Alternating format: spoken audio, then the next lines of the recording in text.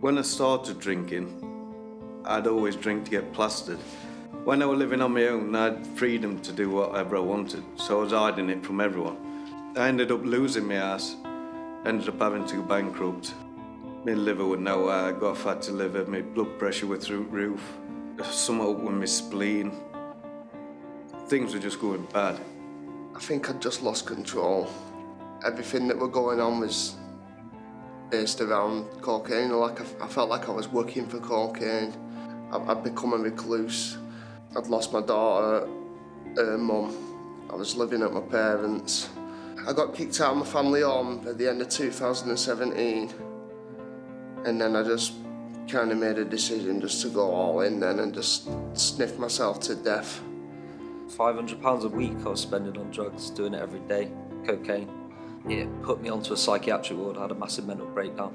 And then I suffered with depression then. I tried to take my own life twice. Stole from my parents, stole from my girlfriend. Just going missing for days, not answering the phone. Just put them through utter hell. I never touched a drug until I was 21. I say not a drug, never touched cocaine, my primary substance, until I was 21. I had a nice house, 3-bedroom house. I had a missus. She had a stepdaughter, went on holidays. Never touched a drug, and then she cheated on me with my best friend. It come to the point where I was robbing my dad, got sacked from my dad's factory, broke into the factory, robbed the vans, broke into his house, and he had CCTV all over the house, the work. I just couldn't help myself breaking in, trying to find money. I was just a heavy drinker really. I lived in London. It was typical to go out for food most evenings with drinks and everything after work. I moved to Guildford outside of London to be with the guy I'm married to now, Jason, my husband, in which time I've had my daughter. I smashed my car up 3.5 times over the limit. Got arrested, got put in a cell, had my daughter with me, so she was taken off me, which is really horrific. I used to be called Bear, but that person's gone. Dishonesty, stealing, thieving, hurting people, physically, mentally. And then I robbed a drug dealer and he came through my door with 15 of his mates.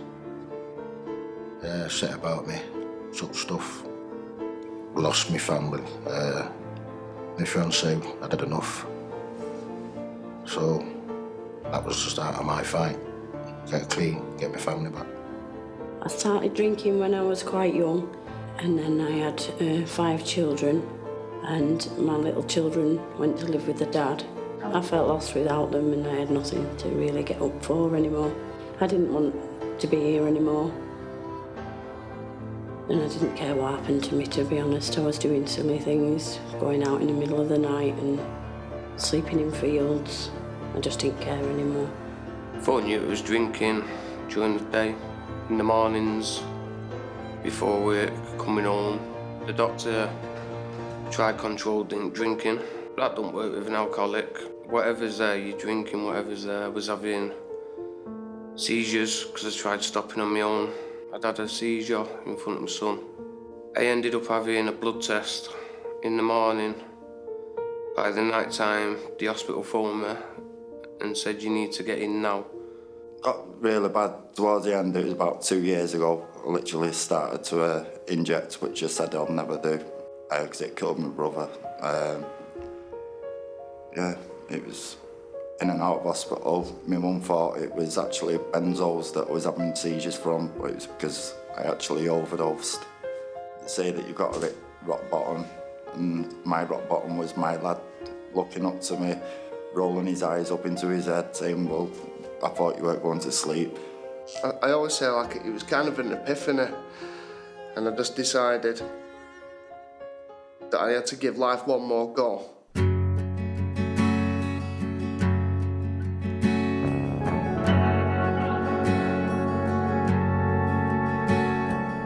Coming into treatment, that was an eye-opener. For the first day, people are hugging you. You know, it's a bit... I'm not prone not to have an hug, you know, but when strangers are coming up to you, giving you a hug and you've got to hug strangers and things like that. It's quite daunting, actually, when I first arrived and I went out into the smoke yard with them all. I tend to shy away a lot, maybe, because my confidence is pretty low, really. I was absolutely terrified at first. but everyone was friendly and welcoming, so I settled in really well. It learns you how to look at yourself, like properly look at yourself. I thought I knew myself coming in, but you know, like there's different layers to knowing yourself, isn't there? A lot of the stuff I knew about myself, but I probably didn't know how to process it or how to deal with it. And I've learned a lot about myself, as in I need to work on my self-esteem and self-worth. And I think once I start to heal that, then everything else should fall into place, really. When I was younger, I'd always be the one in nightclubs getting champagne, paying for everyone, the luxury lifestyle, and all them people wasn't loyal to me. You know, once it all went, they were sleeping with me missus, sleeping with me other missus, and then, you know, I was just a lonely child. I was just a materialistic child that was only around when it was right. When I lost it all, there was no one there. It's to get inside your mind and inside everything, how you act, how you present yourself, and there's a lot of work. You've got to do your life story and everything like that, so there's a lot of work involved. But when you do it, you come out a better person. Tam got things out of me that I hadn't mentioned before, and Karen. It was really good. I enjoyed doing the life story. Life story, I was in bits, mate, you know what I mean? You know, I was a 20 stone flaming big black guy, and in that group, like 16 other peers, I was on the floor crying, realising the fucking damage I'd done, so I felt better after it, and it made me stronger. Crying made me stronger, yeah. There's a guy downstairs on my life story. He was sat and he said, like, when he came in and he looked at me, he was scared of me, and you know, he didn't want to open up. But when he saw me break down in group, he thought, yeah, if he can do it, I can. I bottled everything up a lot. It could have been something small, but over time it all builds up and builds up. So I didn't realise just how much talking out. You had to do a diary. Call it a diary, but it should be thoughts and feelings, it should really be called. I was writing a trip advisory review. The counsellors going, what's this? We don't want to know what you've done for the day, we want to know how you're feeling. And again, I was just like, I'm alright, I'm okay. Like, no, we want to know what's going on with you, we can't help you if we don't know. So I struggled with that a little bit, trying to get everything out. I wanted the treatment to work how I wanted it to, and Tam took me in and he shut me down. He got me to a level where to accept help, that I'm not right, whatever I'm doing isn't working. And it started to be willing to listen to others and listen to advice and take it in and take it on board. I remember struggling. Tam was telling me I was being dishonest, and I thought I was being honest. I was getting everything out. But I think what he meant was I weren't being honest with myself. It did something to me that, and I sat with that, and it's kind of like a subconscious lying to yourself. You're not like telling yourself to lie. You're just not letting yourself get to these feelings. Yeah, it opened a lot of doors for me, going back into my life story. It did on me letters to my kids as well. It made me realise that just how messed up my life was and how unfairly I've treated them all. I found it very challenging, actually. It was quite difficult. My worst one was writing letters to my kids, to my two oldest kids, which I don't see anymore because they don't want to know because of my drug use.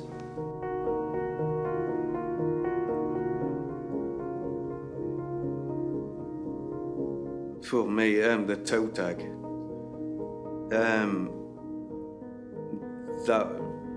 that broke me, that did.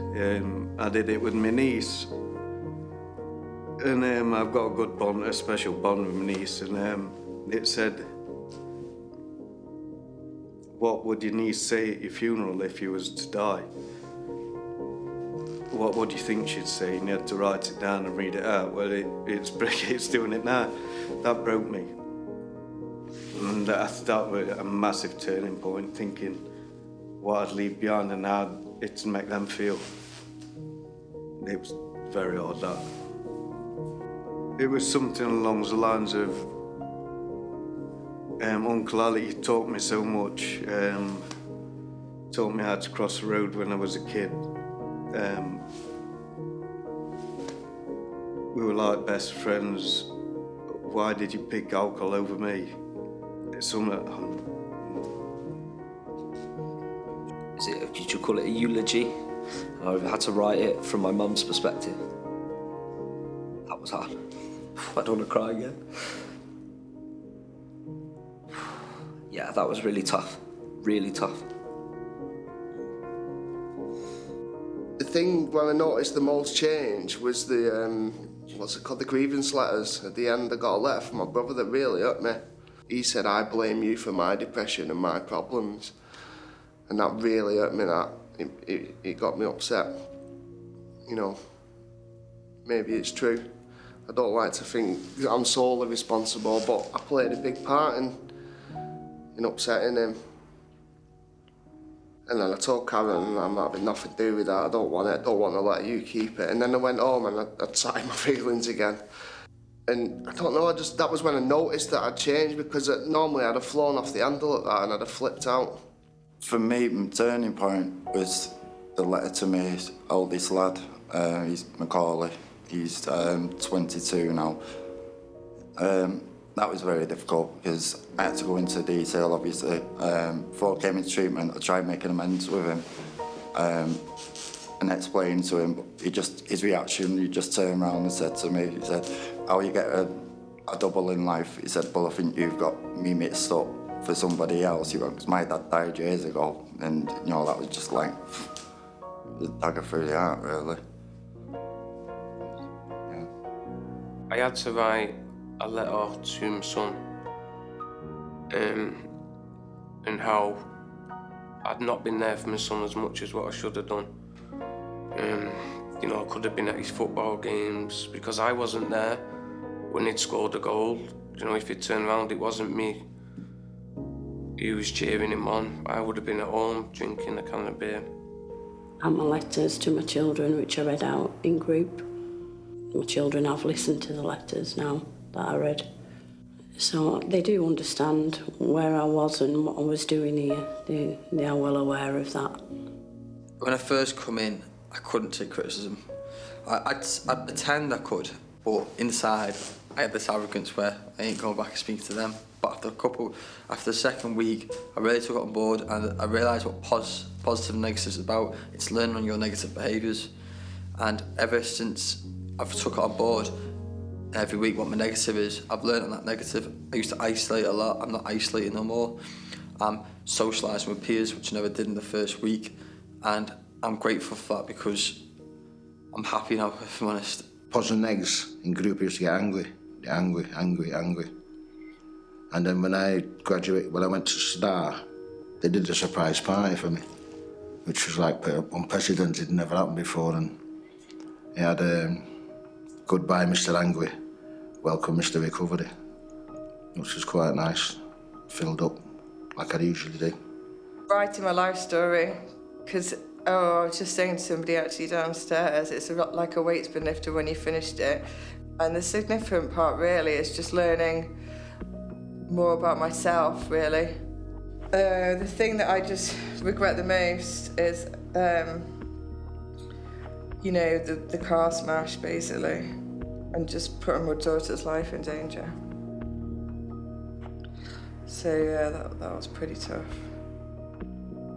But it just drives you forward not to take drugs anymore. Because I don't want that. I don't want a life for drugs. My parents don't want a life for drugs. It's just not a life I can go back to.